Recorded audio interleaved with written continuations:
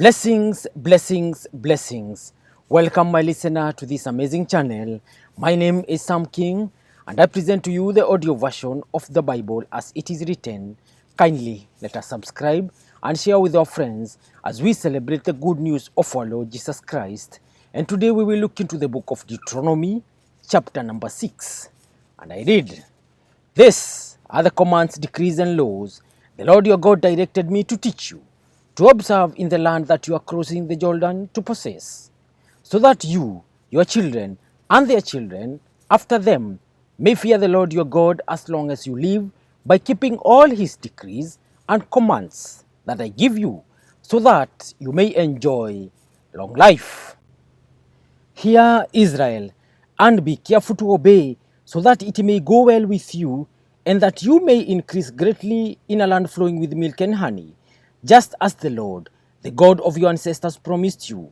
Hear, O Israel, the Lord our God, the Lord is one. Love the Lord your God with all your heart, and with all your soul, and with all your strength.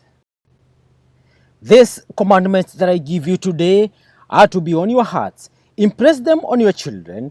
Talk about them when you sit at home and when you walk along the road, when you lie down and when you get up. Tie them as symbols on your hands and bind them on your foreheads. Write them on the doorframes of your houses and on your gates. When the Lord your God brings you into the land he swore to your fathers, to Abraham, Isaac, and Jacob to give you, a land with large flourishing cities you did not build, houses filled with all kinds of good things you did not provide, wells you did not dig, and vineyards and olive groves you did not plant. Then when you eat and are satisfied, be careful that you do not forget the Lord, who brought you out of Egypt, out of the land of slavery. Fear the Lord your God, serve him only, and take your oaths in his name. Do not follow other gods, the gods of the peoples around you. For the Lord your God, who is among you, is a jealous God, and his anger will burn against you, and he will destroy you from the face of the land. Do not put the Lord your God to the test, as you did at Massa. Be sure to keep the commands of the Lord your God, and the stipulations and decrees he has given you. Do what is right and good in the Lord's sight, so that it may go well with you, and you may go in and take over the good land the Lord promised on oath to your ancestors, thrusting out all your enemies before you, as the Lord said.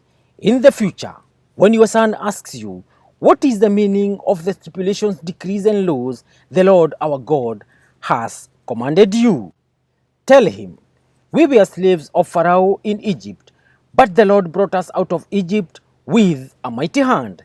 Before our eyes the Lord sent signs and wonders, great and terrible, on Egypt and Pharaoh and his whole household.